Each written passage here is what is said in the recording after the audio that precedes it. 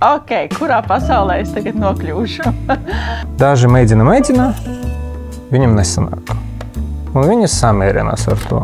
Vai veiksme un atpazīstamība nāca uzreiz, vai tas bija pakāpenisks process? Man likās, ka es esmu visu varoša un savā ziņā diezgan egocentriska.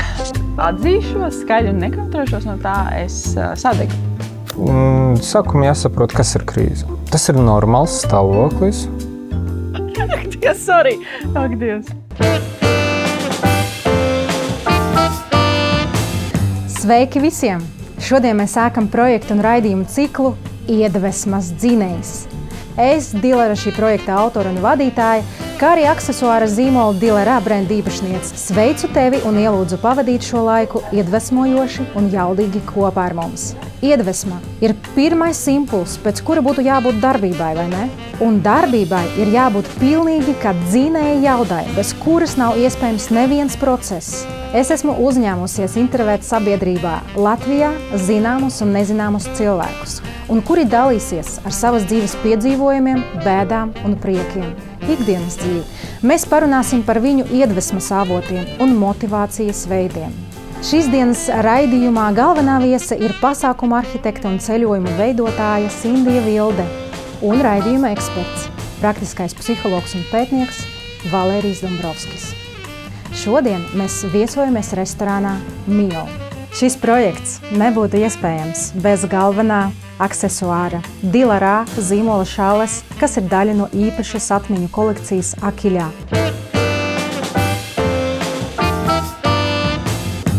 Cilvēkam ir 5 pamatmaņas, kuras mēs izmantojam katru dienu – redze, dzirde, oža, garša, tauste. Šodien vissvarīgākā maņa redze, ar ko primāri uzņēmuma informācija uz laiku pazudīs, jo intervija notiks ar aizvērtām acīm. Galvenais mērķis ir iepazīt intervējumā patieso dabu, atmetot maskas un ikdienas sociālās lomas. Sveika, Sindija! Ar nepacietību gaidīju šodienu. Kā tu jūties? Un vai mēs varam sākt ļauties šim piedzīvojumam? Man jau likās no brīža, ka man uzlika apsejas, jau sapratu, kurā pasaulē es tagad nokļūšu. Tā kā jā, es esmu gatava ļauties šim piedzīvojumam, kurš priekš manis būs diezgan interesants. Es izskatās jau tagad sēžot kādas dažas minūtes ar šo apseju. Fantastiski, tu smaidi, un tad mēs sākam. Tātad parunāsim bišķīt par pagātni. Es personīgi tevi pazīstu kā TV raidījuma vadītāju un veiksmīgu Chocolate Events vadītāju. Cik ilgi tu biji TV raidījuma vadītāja un kā tu pieņem to lēmumu nodibināt savu biznesu? Tā, mums ir 2 jautājumi uzreiz, un tu ar šiem 2 jautājumiem tu man aizved uz dažādiem maniem dzīves posmiem. Pirmais posms, kurā es strādāju televīzijā un biju raidījuma vadītāja, aizņēma manā dzīvē laiku kādas 5 gadus, ja nemaldos. Jā. Tas bija tāds ļoti interesants posms, kad tu vēl audz un attīsties un saproti, ko tev patīk darīt, ko tev nepatīk, un kāds vēl jau vairāk tu esi prožektoru gaismās un tev jādomā, ko tu saki un kā tu izskaties. Nu, es jau tā kā, jā, jaunībā esot, es jau biju diezgan tāda ambicioza savā ziņā. Man gribējās daudz ko sasniegt. Man patika, es jau tad sapratu, ka man patīk vadīt pašai un ka man ir tā drosma, ka man patīk redzēt, kā manas idejas īstenojās dzīvē. Un tad tā sanāca, ka es tā kā televīzijā strādājot un bija atpazīstama seja tajos laikos, tad mani aicināja vadīt dažādus pasākumus. Un es tad tā kā strādāju pie citām aģentūrām, un citas aģentūras man lūdza, lai es būtu tur event host un kāpt uz skatus, vai respektīvi visu, ko dara pasākuma vadītājs. Jā. Un tad bija tā, ka tajā brīdī, kad man nāca pie manis nokļūst scenārija, tad bija es diezgan bieži ieteicu citām aģentūrām un citiem organizatoriem, ieteicu kaut kādas savas idejas, kas būtu tā kā scenārijā ietilpināti, un bija tik ļoti patīkami redzēt to, ka tās idejas arī tiek realizētas dzīvē, un es kā pasākuma vadītāju iedevu arī kaut kādu savu artavu šī scenārija izveidē. Un tad es sapratu to, ka man to patīk darīt, ka man patīk iepriecināt cilvēkus, un ka vēl to var nopelnīt. Es domāju, ka Dievs savienojās principā divas brīnišķīgas lietas, ka man tā kā sapņu nodarbošanās kļūst par manu biznesu, un tādā veidā es varu arī pelnīt. Man šis ļoti apzinoties to, ka šo interviju nelielā atkāpē es sniedzu ar aizvērtām acīm, ir ļoti interesanti. Es pat sajūtu tā laika smaržu, kas bija mūsu birojā. Jā.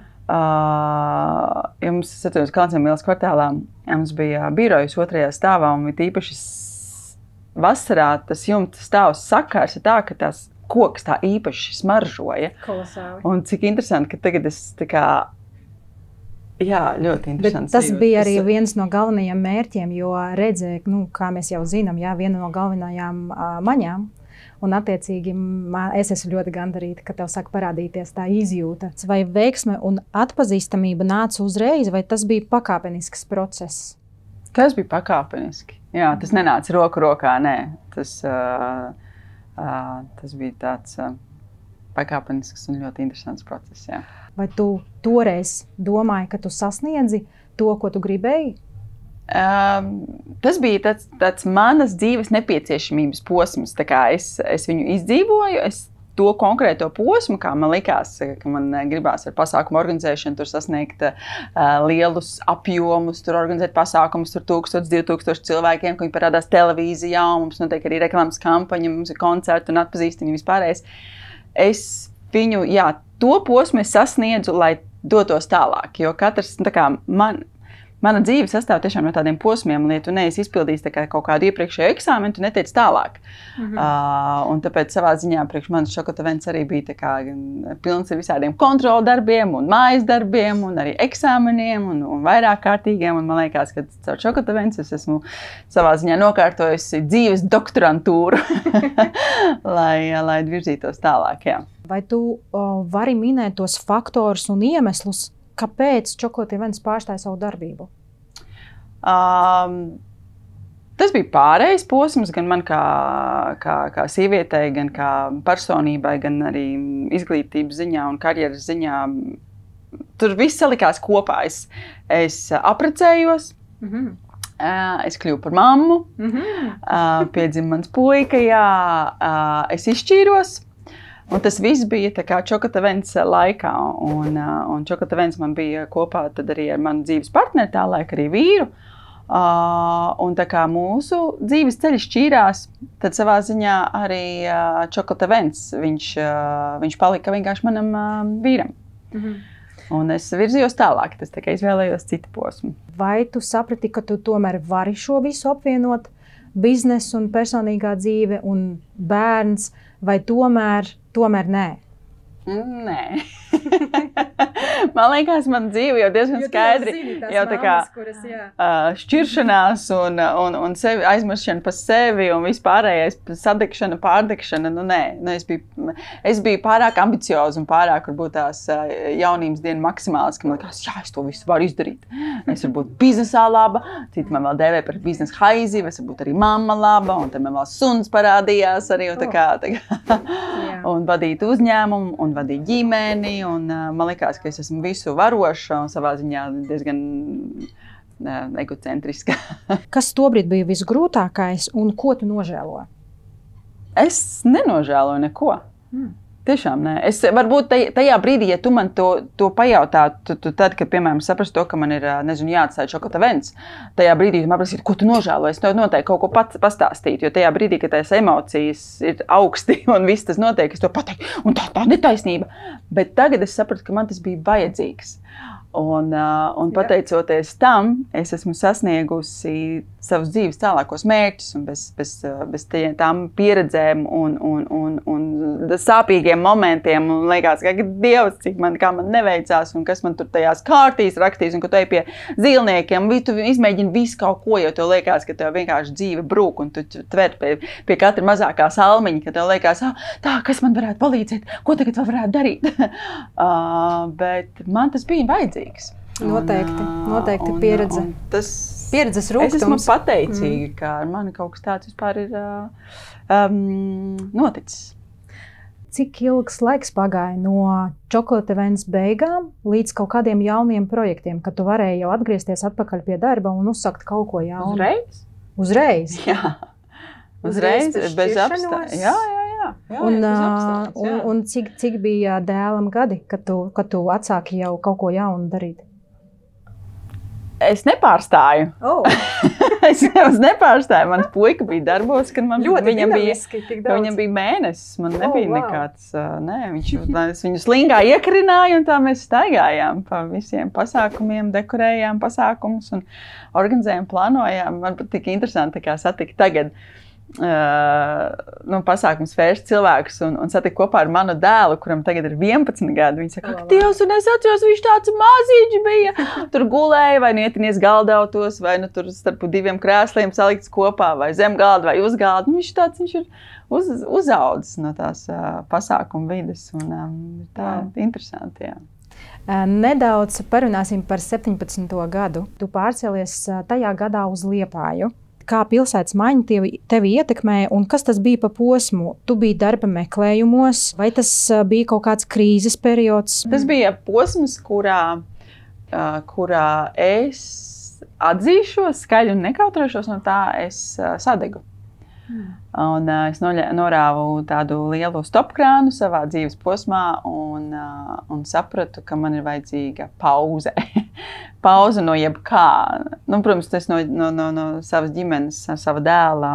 Es nevaru paņemt pauzi, bet tīri no savas karjeras, vispār no savas attīstības, no kaut kādas sava ceļa gājuma, tu vienkārši saproti to, ka tu tā kā jā, tas bija tāds ļoti interesanti, tāpēc, ka es nesadegu pēc šķiršanās, bet es sadegu pēc tam, kad es tā kā atdalījos no Čokota Vents un uztaisīju Bordo aģentūru, nedaudz viņu tā kā izmainot un virzot citā virzienā. Un tur varbūt tās bija tas apjoms pārāk liels, jo man likās, ka man jāiet pasaulē, man vajag internacionāls, tur plānoju visādas destination events, tā kā tie, kas ir pasākumi ārpus Latvijas teritorijas, man likās, ka es to visu varēšu izdarīt, bet dzīves likteņi nesakrita, nezinu, es nebiju tam gatava, vai satiku dzīvē cilvēkus, kuri manu virzienu mainīja, un tad es nokļuvu Liepājā, jo Liepāja man bija un ir joprojām ļoti tuvu pilsēta. Es pat neesmu no Liepājas, bet man ļoti patīk tas, ko Liepāja man kā personībai dod. Es tur aizbraucu, man liekas, tā kā uzsūcos, uzlādējos ar enerģiju, kuras nekur citur neesmu uztvērusi. Un tad man šķita, ka Liepāja varētu būt tā mana linksdiņa, kurā nobāzēties uz konkrētu laiku. Bija tā, ka es domāju, ka viss man vairs nav, man ir apnicis, es nebūšu vadītāja, es tagad droši strādāšu pie citiem. Es domāju, viss man jāmaina savas dzīves vispār posms, jo man likās, es tur sadegu un nav ko man tur tā kā ņemties, Un tad es strādāju, koncerta zālē Lielais dzintars, kas bija tāds ļoti interesants mans dzīves posms. Protams, es nekur tālu neaizgāju no tā, ko es jau zinu, kas ir tie pasākumi un organizācija un vispārējais, bet redz, tur bija tik jauki tas, ka tur apvienojās tā pasaules elpa. Jo brauc mākslinieki no pasaules un dažādām valstīm, un man bija kontakts ar viņiem. Tas tā kā visu dzīves laiku man tā ir bijis, ka man vajadzīga šī pasaule blakus. Nezinu, sadarbības partneri vai izbraukt kaut kur ārpus, un tas ir tāds tā kā mans attīstības posms. Un tad, protams, sapratu, ka Liepāja mani pa šauru, tad es pārcēlos uz Portugāli. Kad bija tas moments, kad tu atgriezies atpakaļ Rīgā? Kāpēc? Kā tu jūties? Kas pamainījās? No Portugāles vai no Liepājas? Tad īsti no kurienes tu atgriezies? Es no Portugāles, jā. Mans nākamais dzīves posms no Liepājas man bija Portugāla, no Portugāles atbraucu Rīgā. Mans atpakaļceļš mājās no Portugāles Covid laikā mani pamatīgi sadragāja, es atzīšos. Pamatīgi sadragāja, bet voilà, šeit es esmu un viss ir kolosāli. Es esmu ieguvusi fantastisku mācību, bet arī sapratu to, ka es esmu no tiem cilvēkiem, kura nemainīs savu virzienu, kamēr nebūs tāds pamatīgs belziens. Ka neskatoties ne uz ko, tu turpini darīt to, kas tev patīk. Spīt. Pa lielam godīgi sakot, ja es apstāšos un gaudošu par cietu, kāpēc man tik slikti dzīve un ka es to neesmu pelnījis, vai jebkā mums patīk sevi žēlot, tas jau baigi man neattīst uz priekšu. Tā kā es palieku nepatīkama ne tikai apkārtējiem, pati sev. Un galvenais vienkārši nostādīt un iet un darboties. Tas tāpatās kā stāvošs ūdens. Stāvošs ūdens, viņš aizaug, viņš izžūst, viņš paliek smirdīgs. Un tieši tas pats notiek ar cilvēku, jo cilvēks jau sastāv no cik procentiem ūdens? Cik tur bija? Nu, tā kā viss ir tikai un vienīgi kustībā. Nu, tā kā kustēšanās mani savā ziņā arī virz uz priekšu, un es varu smaidīt un priecāties, ka es esmu dzīva un vesela, un ka man ir rokas un kājas. Mēs nevaram redzēt tagad tavas acis, bet tavs smaids vienkārši žilbinošs. Super!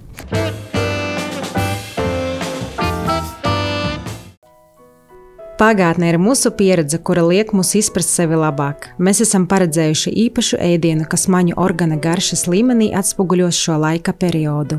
Sindijai ir uzdevums atminēt 3 galvenās sastāvdaļas. Es jau sajūtu smaržu.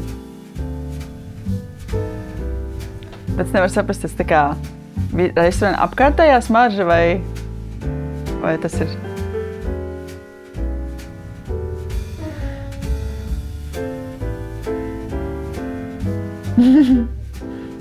Paga, bet tur ir kaut kāds zivs, ne?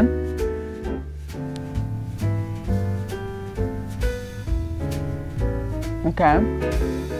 Cik garšīgi. Kāds ir sieras?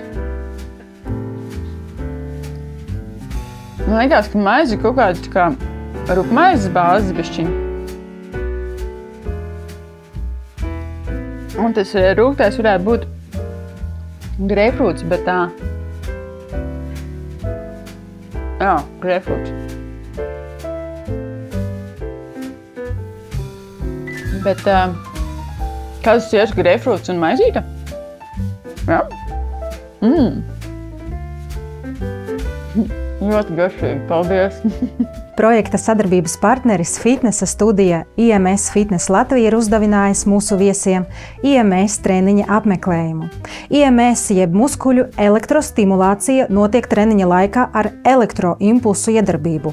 Ir paredzēts speciāls sporta tērps, kurā ir iebūvēti elektrodi. Treniņš aizņem tikai 20–25 minūtes, tad seko relaksācijas masāža. Efekts no treniņa ir pielīdzināms pilnvērtīgajam treniņam sporta zālē. Novēlam labus rezultātus un efektīvus treniņus.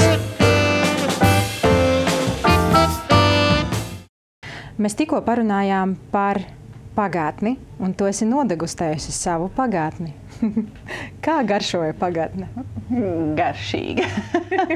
Bet tiešām bija garšīga. Viņa bija rūgta, bet garšīga. Un tas rūgtums bija tas īstenībā, kas to recepti padarīja vēl tādu īpašāku. Tā kā, jā, viņa garšīga. Spalva. Latvijas unikālo piedzīvojumu, pasākumu un ceļojumu aģentūra, kur tu esi autora veidotāja. Kā radās šī ideja? Kas tev iedvesmoja un deva spēku, enerģiju, lai mainītu biznesa virzienu? Atkal redzi, te ir jau pievienotas vērtības, kā ceļojums. Es apvienoju visu savu iepriekšējo pieredzi kopā. Es saprotu, ka man ir pasākumi bišķiņ jātransformē savādākā veidā. Es gribu vairāk vēl organizēt pasākumus tādus, kas dod cilvēkiem brīnišķīgas pieredzes, ka viņš ir kaut kas neparedzams, pārsteidzošs un ka viņš iet ar to latviskuma garu cauri tam visam, jo tad, kad es padzīvoju Portugālē, es sapratu to, ka mēs to Latviju nenovērtējam. Un tu Latviju var novērtēt tā patiešām dziļi tad, kad tu esi kaut kur projām. Nu, lūk. Un tad, protams, darbs ar ārzemniekiem. un caur ārzemnieku acīm es arī Latviju vēl vairāk tā kā iemīlu un iepazīstu un novērtē to, ko mēs tiešām varam dot kā maza valsts lielai pasaulē un kas mums ir tik ļoti īpaši, ar ko mēs esam atšķirīgi. Bet es saprotu, ka šis projekts tik tiešām ir unikāls, jo savā ziņā tas ir pirmais projekts, šāda līmeņa projekts, kas tiek piedāvāts dotajā brīdī vismaz. Nu, tādā formātā, kā es viņu piedāvāju, jā. Viņš ir, un es pat domāju, kāpēc ātrāk nekas tam līdzīgs nenotika Latvijā? Bet, jā, tas ir kaut kāds tāds mans spārnotais virziens, kurā es tālāk dodos un kas mani pavērs jaunus ceļus un kur es atliek tikai darīt un tās durvis pilnīgi neparedzamos virzienos atverās pašas. Tu zini, man pievērš uzmanību viens tavs izteiciens žurnālam Santai 22. gadā janvārī. Tu teici, Es vēlos uzdrikstēties, lai vēlāk nevajadzētu sev šaustīt. Vai tas vēl aktuāls? Jā. Viņš īstenībā saprot to, ka viņš savā ziņā varbūt tās kļuva par mani kaut kā tāda dzīves moto, jo ir kaut kādas lietas, kuras, tā kā man gribās tik daudz kaut ko izdarīt un viena diena man ir pa īsu, tad es mēģinu izvērtēt tādas prioritātes, un tās prioritātes parasti tiek izvērtētas ar tādu jautājumu, tā kā, vai ja es šo neizdarīšu, vai es sevi par to šaustīšu. Un tādā veidā man visas tās lietas, kas saistītas ar tiem maniem plāniem vai mērķiem vai ceļojumiem, da jebko, viņas tā piepildās, jo es saprotu, ka tas laiks nāk un man vairs nav 20 vai 25 vai pat 30 gadi. un reāli, cik daudz vēl tiek atvēlēts dzīvot un kad es varu ceļot un darīt dūles lietas. Un es nezinu, vai 85 gados es izlikšu vēl izplatni, bet kas to lai zina? Varbūt. Man tik ļoti gribās uzdot tev šo jautājumu. Ne. Vai tu esi tagad laimīga? Jā. Es tiešām esmu laimīga. Es tiešām nekautrējoties varu pateikt tev un skatītājiem, es esmu laimīga, un pats svarīgākais, es varu sev dziļi atzīt un pateikt, ka es esmu laimīga. Jā. Fantastiski to dzirdēt. Ņemot vērā, ka raidījums ir par iedvesmu, par motivāciju, ko darīt, kad iedvesma pazūd, tas nav, kā to var atrast? Ko tu ieteiktu? Vienkārši atļaut sev nedarīt neko. Nezinu, palikt istabā, nedarīt neko, vienkārši un iztīrīt to pilno pārslogoto prātu, kas ir no visas, no sabiedrības, no sociālajiem tīkliem, no visa vienkārši ieklausīties, kas man ļoti palīdzēja, bija tas moments, kad tu apzināti ieklausies, kā tu elpo. Jo mūsdienu tā realitāte, viņa tik ļoti daudz mūs šausta pa labi, pa kreisi, un ka mēs pazaudējamies, un svarīgi ir būt sevi un saprast, ko tu gribi darīt. Un tad jau manā gadījumā es esmu radošs cilvēks un ar māksliniecisku novirzi. Tad man pēc iedvesmas tiekties sanāk ļoti viegli. Salīdzinot ar citiem cilvēkiem. Tāpēc es dažbrīd varbūt tās pat gribētu, lai man tā iedvesma nebūtu tik daudz. Tā veicās ne visiem, bet paldies, ka padalījies.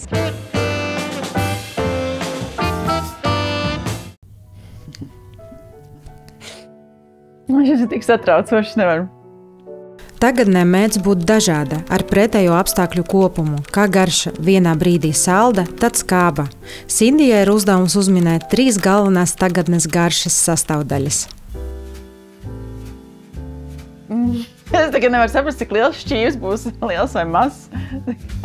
Ak, Dievs, sorry! Ak, Dievs! Kāpēc silta un glāze? Pagaidām, tas man jādzer?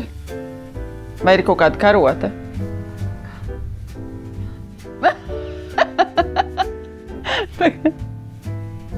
Kāpēc viņš ir? Tā, tur smaržo pēc garnelēm.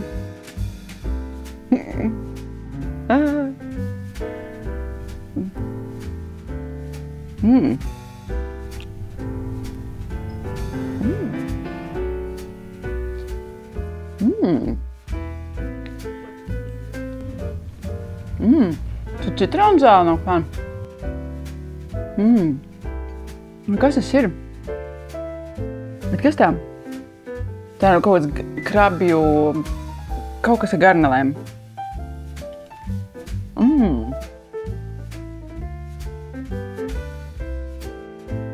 Tu ir laims, noteikti saldens krabs. Es domāju, kas tas saldais tāds ir? Un kas tā pa mīklu apkārt viņam? Nenormāli garšīgi. Mījā restorāna pavāri vienkārši ģeniāli. Tur nav ingvers?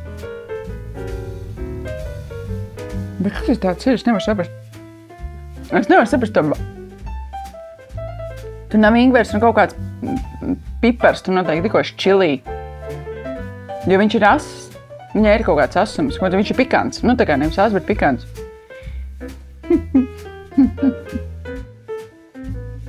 Tā ir mērķi, jā?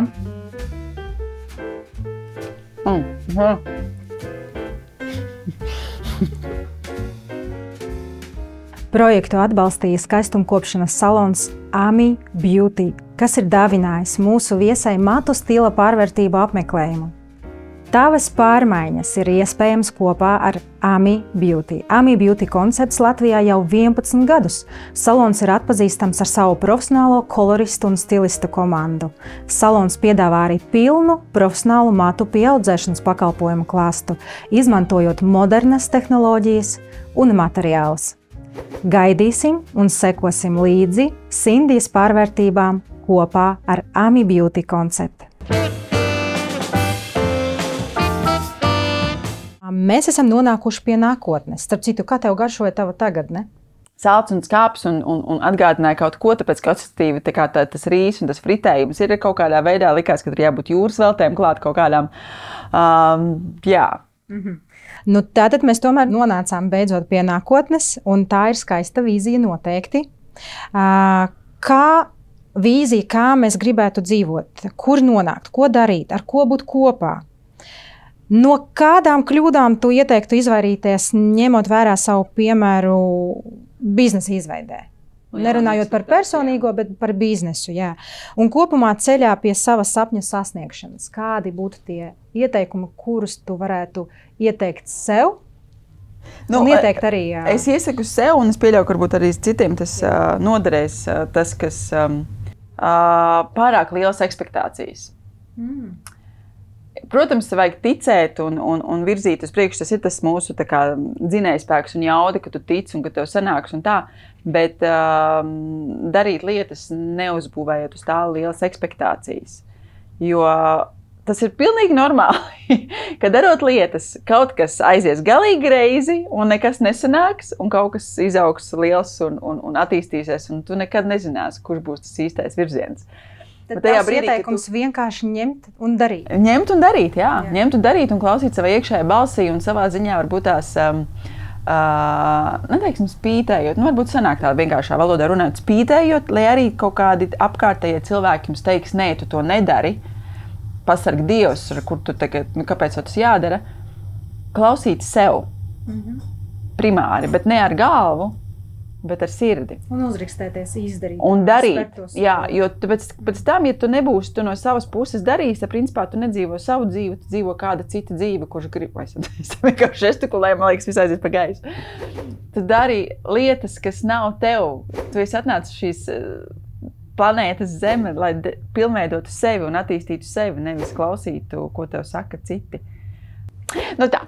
Īsumā. Paldies par šo fantastisko interviju. Un tu zini, es ievēroju, ka sākumā, kad mēs sasveicinājāmies, tev nebija tik fantastisks smaids kā tagad. Man ir liels prieks, man liekas, viss izdevās. Paldies tev! Paldies liels!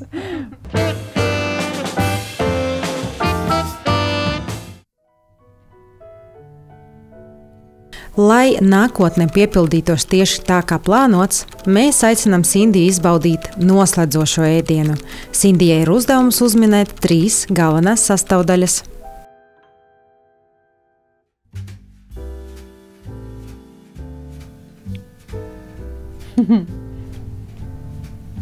Atkal glāze, ok?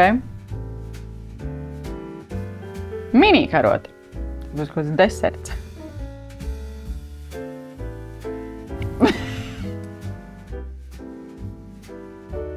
Ok.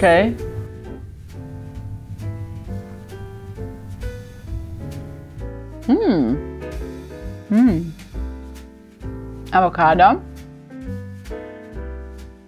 Kaut kādi puķi, man liekas, sapēdu. Es nezināšu, kas tā bija pa puķi, bet tā, ko ar puķi sapēdu. Tur, man liekas, ir arī kaut kāda zemene vai kaut kāda oga tur ir.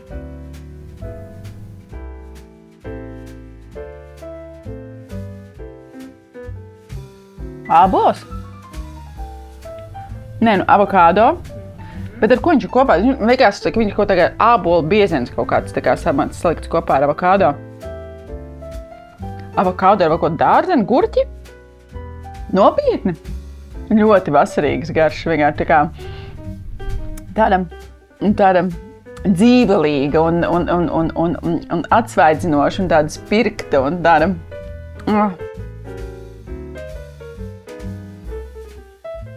Pipermētra. Pipermētra svaigums, jā. Es pat pielikt pišķiņu vairāk. Ļoti garšīgi. Šis ļoti garšīgi. Vienkārši debešķīgi. Es jūtos tik lutināta, tā kā... Šis būtu izcils pirmais aklais randiņš, ko tīk sakot, kur tevi pabaro ar fantastiskiem ēdieniem, kas savā ziņā tiešām atspoguļo manas kaut kādas dzīves posmus. Un šis, es pat nezinu, kurš man patīk garšējos labāk. Paldies, liels!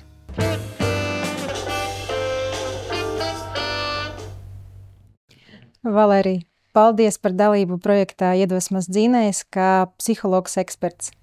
Paldies tev! Patiešām interesanta ideja. Es novēlu tikai to vislabāko tam projektam. Paldies! Valērijs ir pētnieks un praktiskais psihologs. Ar padziļinātu un daudzpusīgu pieredzi psiholoģijas praksē jau 11 gadus. Valērija galvenā pētniecības un darba virziens ir miedarbība starp individu un sabiedrību. Kā arī Valērijs ir biznesa mākslas un tehnoloģija augstskolas RISEBA bakalaura studiju programmas biznesa psiholoģija direktors, Latvijas kiberpsihologu asociācijas dibinātājs un KiberS vispār kiberpasauli grāmatas autors. Mēs tikko noskatījāmies interviju ar Sindiju, noklausījāmies viņas dzīves gaitu, krīzes posmus. Kā tu to vari noraksturot? Ļoti lielisks piemērs tam, kā cilvēks sastopoties ar grūtībām, izaicinājumiem, spēj viņus pārvarēt un patiešām spēj attīstīties, pārvarēt tas grūtības. Vai Sindijas gūta pieredze pārvarot dzīves izaicinājumus un šos krīzes posmus varētu nosaukt par unikālu? Jā, noteikti var nosaukt par unikālu, bet tieši viņai. To, kādas metodes vai kā viņa ir meklējusi resursus, kā viņa ir mainījusi uzvedību, kā viņa ir adaptējusies, tas ir viss unikāls, bet tieši priekš viņas. Bet ja mēs skatāmies tā klasiski uz tādu attīstību, ka tādu, viņa izgāja pareizo attīstības ceļu. Ko tas nozīmē, ka viņa ir atnākusi krīze, viņa mēģina adaptēties, pārvarēt, viņa to izdara un nonāk uz nākamo attīstības līmeni. Kā cilvēkam saprast, ka viņš ir nonācis krīzē? Sākumā jāsaprot, kas ir krīze. Tas ir normāls stāvoklis. Mēs katrs nonākam krīzes stāvokļos, kaut kāda mums priekšā parādās problēmas, izaicinājumi. Mēs mēģinām ar viņu tikt galā un tādā veidā attīstīties. Man subjektīvs viedoklis, ka cilvēks tikai pateicoties izaicinājumiem, pateicoties krīzēm, spēj attīstīties un nonākt uz nākamo attīstības līmeni. Ja viņa nebūtu, viņš dzīvotu normāli, bet nekad nesasniegtu jaunas virsotnes vai nerealizētu jaunu uzvedību. Vai krīzē ir posmi? Jā. Kā es jau pieminēju, cilvēks dzīvo, viņam viss ir kārtība, pēkšņi viņam priekšā parādās problēma. Problēma, kura ir mākslīgi izveidota, ko nozīmē mākslīgi uzspiesta no ārpuses, no sabiedrības. Vai dabiski, tad notiek kaut kādi dabiski procesi, piemēram, dzīves apstākļu maiņa, vai nezinu, darba ir kaut kādi attiecību beigas, dažādu iemeslu dēļ. Parādās tā problēma, un cilvēkam parādās vajadzība tikt galā. Daži mēģina, viņam nesanāk. Un viņi samierinās ar to. Viņi mēģina kaut kur meklēt papildus enerģiju, lai dzīvotu kopā ar šo problēmu. Piemēram, sportot, runāt, sabiedrību, spēlēt, vienalga ko. Galvenais, lai kaut kur papildus gūt enerģiju, lai varētu sadzīvot ar šo problēmu. Daži nevar samierināties. Un tā cilvēku kategorija ir, teiksim tā, visvājāk, viņam grūtāk dzīvot. Jo viņi visu laiku cenšas, resursu nav, uzvedības modelis nav zināms, domāšanu nevaru pārstruktūrēt, bet es cīnos, cenšos, man beidzas enerģijas, iestājas patiešām, īsta, teiksim tā, klīniska krīze,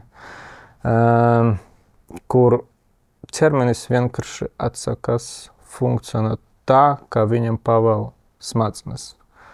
Smadzenes arī parastai domā tā, kā man gribētos. Vai katrs vispār kopumā var pārvarēt šādus krīzes situācijas? Ne. Jo, lai pārvarētu krīzi, lai tikt galā ar iestrikšanu, ir nepieciešama resursi. Dažreiz emocionāli, dažreiz garīgi, dažreiz materiāli, dažreiz visi kopā, bet ne visiem viņi ir. Un šeit ir tā galvenā ideja, ka cilvēks var dzīvot, eksistēt krīzes stāvoklī, un tas ir normāli. Nevis jādomā par šo krīzi, jāmeklē resursus. Ja es nevaru atrast resursus, uz to brīdi man jāmeklē aktivitātes, kā gūt enerģiju. Bet ja es tikai domāšu par to, ka man ir slikti, es izdegšu. Es vienkārši izdegšu. Bet tad jautājums, kā atrast šos resursus, kā rast motivāciju? Šķiet viens no prastākiem jautājumiem, bet viņš ir diezgan sarežģīts. Sākumā jāsaprot, kāpēc vispār jāmainās. Kāpēc jāmaina savu dzīvi? 90% cilvēkiem, kas ir sasnieguši noteiktu virsotni, viņam tas izmaiņas vai tā vēlme ir uzspiesta no ārpasaules. Īsta iekšējā motivācija sasaistīta ar tādu dzīves inventarizāciju. Kad es saprotu, vai patiešām man ir slikti, patiešām mana dzīve ir slikta dzīve. Vai es esmu vispār kaut kād piedzīvojis to otro pusi, laba dzīve? Kā es esmu konstatējis, ka mana dzīve ir slikta dzīve? Vai tu skrien no kaut kā?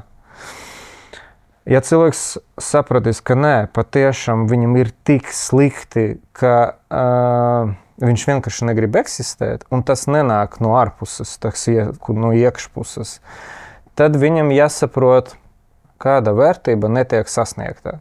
Ko es patiešām neesmu realizējis savā dzīvē. Un kad es esmu konstatējis šo, tad man jāsaprot, uz dotu brīdi ir resursi vai nav resursu. Ja nav resursu, tad izveidoju uzvedības modeli, kas varētu rezultātu novest līdz tam, ka man parādīsies resursi.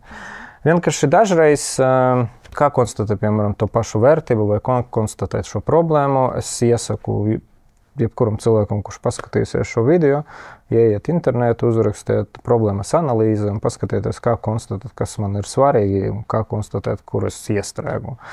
Un rezultātā pēc tam, ja pats izdomāsi, tad vai, nezinu, speciālista palīdzība vai vienkārši cilvēku, kas uzticēs, pajautā, kādu uzvedību varētu novest līdz tai vērtībai, līdz tam mērķim, īstam mērķim.